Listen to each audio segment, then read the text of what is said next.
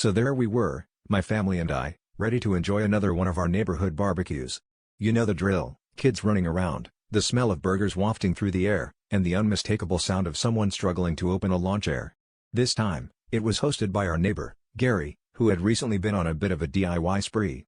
Last week, he tried to build a treehouse for his cat, which ended up looking more like a modern art installation.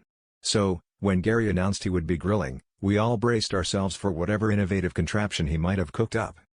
As we approached Gary's backyard, we noticed something odd. Instead of the usual gas or charcoal grill, there was a large object covered with a tarp. Gary, grinning from ear to ear, gathered us around and dramatically whipped off the cover to reveal a flamethrower. Yes, a full-blown flamethrower. The kind you'd expect to see in a sci-fi movie, not a suburban cookout. Everyone exchanged nervous glances, unsure if this was a joke or if we should be calling the fire department. Gary assured us it was perfectly safe and that he had been practicing all week. The kids were fascinated, and the adults were cautiously intrigued, as Gary adjusted his goggles and prepared to demonstrate. With a wild look in his eyes, he squeezed the trigger, sending a massive burst of flame into the air. Everyone instinctively ducked, and someone shouted, "That's one way to get a well-done burger." Gary laughed, explaining that he'd recently taken a fire safety course and was now obsessed with all things flame-related.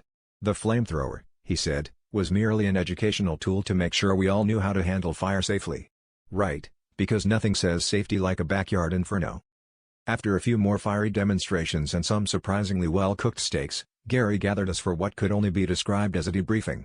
He handed out pamphlets on fire safety, and as the sun set, he wrapped up with a serious tone, "Remember, folks, always be prepared and never play with fire." Then, with a wink, he added, "Unless you're grilling, of course.